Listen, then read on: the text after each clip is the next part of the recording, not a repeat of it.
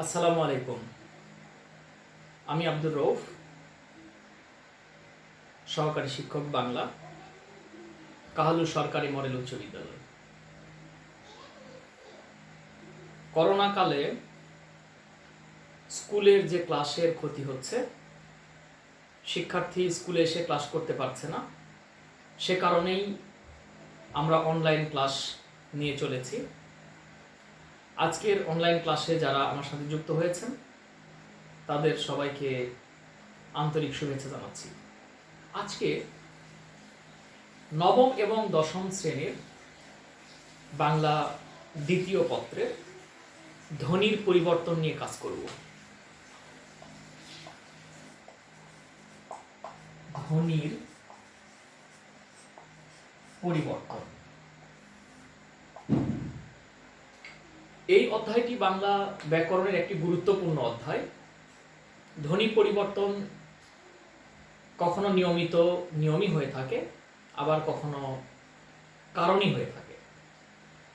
যেসব কারণে ধ্বনি পরিবর্তন হয়ে থাকে তার মধ্যে কারণ হচ্ছে বা উল্লেখযোগ্য কারণ হচ্ছে বাকযন্ত্রের ত্রুটি, শ্রবণ যন্ত্রের ত্রুটি, ভৌগোলিক অবস্থানগত কারণ, অধিক উত্তেজনাবশত কারণ।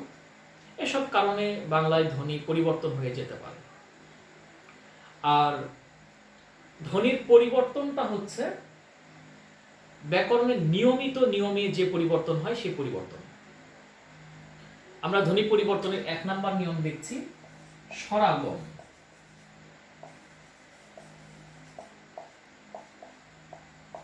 স্বরাগম হচ্ছে উচ্চারণ সুবিধার জন্য শব্দে একটি স্বরধ্বনি আনয়ন করে উচ্চারণ করাকে স্বরাগম বলে। একটা শব্দ, সেই শব্দ একটু জটিল এবং কঠিন, সেই শব্দকে উচ্চারণ সহজ করবার জন্য শব্দের শুরুতে অথবা মাঝে অথবা শেষে একটি স্বরধ্বনি যুক্ত করে উচ্চারণ করাকে স্বরাগম বলে। যেমন শব্দ হচ্ছে স্ত্রী, এই শব্দটা জটিল এবং কঠিন। এই শব্দটিকে যদি কেউ উচ্চারণ করে, শব্দ হচ্ছে স্ত্রী, শব্দ ছিল স্ত্রী, সেখান থেকে যদি কেউ উচ্চারণ করে স্ত্রী, তাহলে শব্দের শুরুতে একটা স্বরধ্বনি যুক্ত করে উচ্চারণ করা হয়েছে। আমরা বলছি শব্দ হচ্ছে যত্ন, সেইটাকে আমরা শব্দ যদি উচ্চারণ করি যতন, এখানে ছিল যত্ন, এখানে উচ্চারণ করছি যতন। এটাকে ভেঙে লিখলে এরকম হবে যত্ন, আর উচ্চারণ ভেঙে লিখলে এরকম হবে যতন। যারা এখানে এটাকে মধ্য স্বরাগমের উদাহরণ বলা হয়েছে, নেওয়া হয়েছে।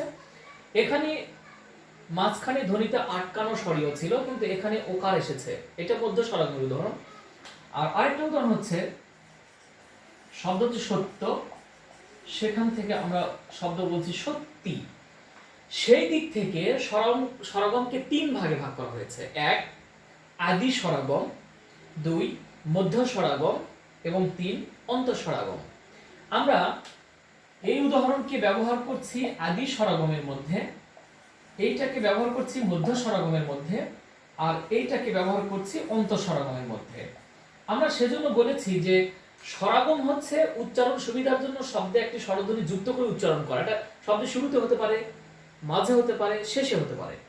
কিন্তু যখন শব্দের শুরুতে একটা স্বরধ্বনি যুক্ত করে উচ্চারণ করছি, তখন এটাকে আদি স্বরাগমের মধ্যে পড়ছে। এটা যখন শব্দের মাঝখানে একটা স্বরধ্বনি যুক্ত করে উচ্চারণ করছি, তখন এটাকে আমরা বলছি মধ্য স্বরাগম। এবং যখন শব্দের শেষে একটা স্বরধ্বনি যুক্ত করে উচ্চারণ করছি, তখন এইটাকে বলছি অন্ত স্বরাগম। সেজন্য স্বরাগম হচ্ছে 3 প্রকার: আদি স্বরাগম, মধ্য স্বরাগম এবং অন্ত স্বরাগম। আশা করি তোমরা বুঝতে পেরেছ। আসছি 2 নম্বর নিয়ম। 2 নম্বরের নিয়মে আমরা বলছি যে স্বর লোপ। স্বর লোপ হচ্ছে স্বরাগমের বিপরীত। উচ্চারণ সুবিধার জন্য শব্দ থেকে একটি স্বরধ্বনি বাদ দিয়ে উচ্চারণ করাকে স্বরলোপ বলে। এই স্বরলোপ হচ্ছে 3 প্রকার: আদি স্বরলোপ, মধ্য স্বরলোপ এবং অন্তঃস্বরলোপ। স্বরলোপ হচ্ছে 3 প্রকার, সেই ক্ষেত্রেও হচ্ছে আদি স্বরলোপ, মধ্য স্বরলোপ এবং অন্তঃস্বরলোপ। আদি স্বরলোপের ক্ষেত্রে আমরা বলছি শব্দ হচ্ছে উধার, সেখান থেকে শব্দ হচ্ছে ধার। এখানে রস্ব উ আগে ছিল, এখানে রস্ব উটা উঠে গিয়েছে। মধ্য স্বরাগম হচ্ছে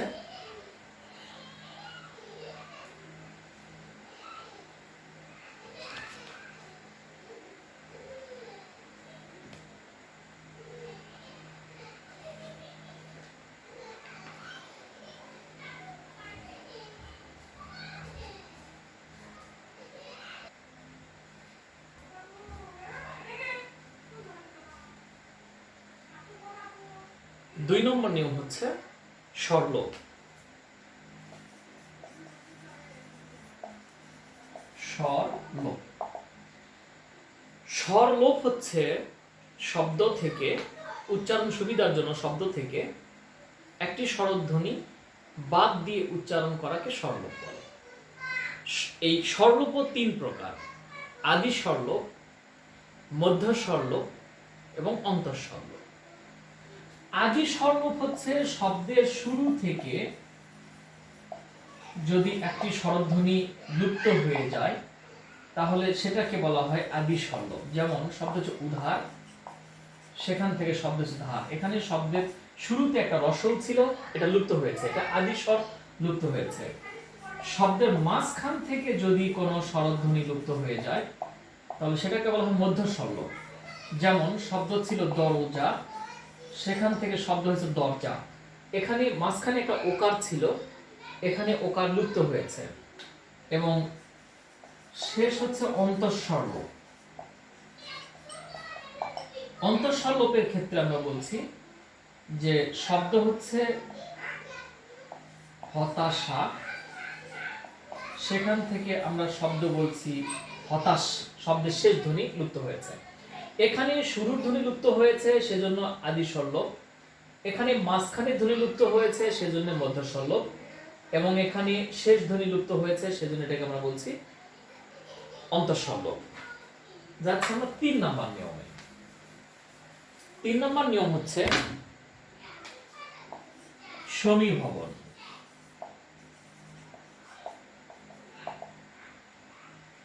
সমীভবন হচ্ছে একই জাতীয় দুটি, ভিন্ন জাতীয় দুটি ব্যঞ্জন ধ্বনি যদি একই জাতীয় হয়ে যায়, ভিন্ন জাতীয় দুটি ব্যঞ্জন থেকে সেই ব্যঞ্জন যদি একে অপরের প্রভাবে যদি সমজাতীয় হয়ে যায় তবে সেটাকে বলা হয় সমীভবন। যেমন আমরা এখানে শব্দ দেখছি, শব্দ হচ্ছে কর্তা, সেখান থেকে শব্দ যদি হয়ে যায় কর্তা। এখানে শব্দ হচ্ছে ধর্ম, সেখান থেকে শব্দ যদি হয়ে যায় ধম্ম। এরকম শব্দ হচ্ছে জন্ম, সেখান থেকে যদি শব্দ হয়ে যায় এরকম করে জন্ম। কি হয়েছে? র এবং ত ভিন্ন জাতীয় ছিল, এক জাতীয় হয়েছে। র এবং ম ভিন্ন জাতীয় ছিল, এক জাতীয় হয়েছে। এবং দন্তন্য এবং ম ভিন্ন জাতীয় ছিল, এক জাতীয় হয়েছে।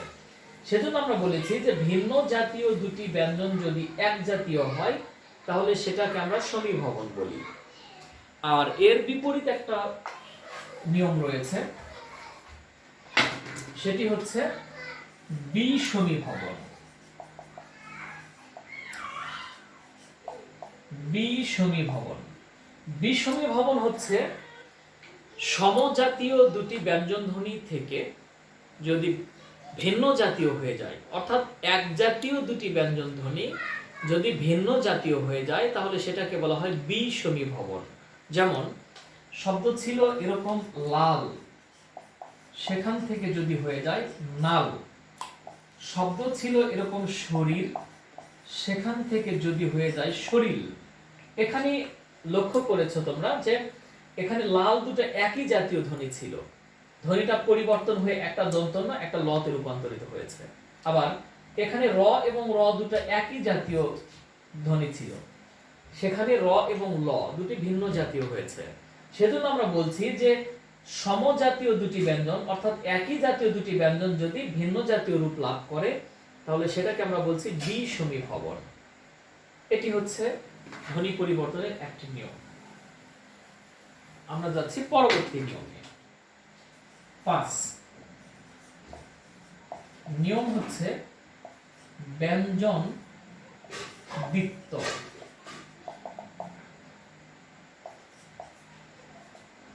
ব্যঞ্জন দ্বিত্ব হচ্ছে কখনো উচ্চারণে জোর দেবার জন্য ব্যঞ্জন ধ্বনি দ্বিত্ব উচ্চারণ করাকে ব্যঞ্জন দ্বিত্ব বলে। দ্বিত্ব হচ্ছে দুইবার উচ্চারণে জোর দেবার জন্য কোনো শব্দে একটি অতিরিক্ত ব্যঞ্জন ধ্বনি যুক্ত করে উচ্চারণ করাকে ব্যঞ্জন দ্বিত্ব বলে। যেমন শব্দ হচ্ছে সকাল,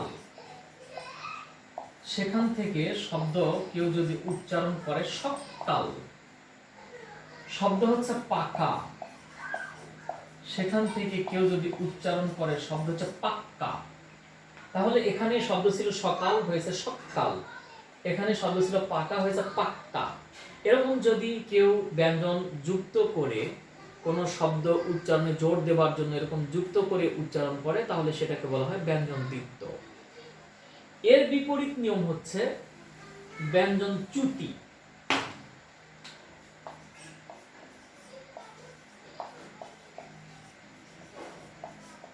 ব্যঞ্জন চ্যুতি হচ্ছে সমজাতীয় দুটি ব্যঞ্জন থেকে একটিকে বাদ দিয়ে উচ্চারণ করাকে ব্যঞ্জন চ্যুতি বলে। যেমন শব্দ হচ্ছে বৌদিদি, সেখান থেকে শব্দ তৈরি হয়েছে বৌদি। শব্দ হচ্ছে বড় দাদা, সেখান থেকে শব্দ হচ্ছে বরদা।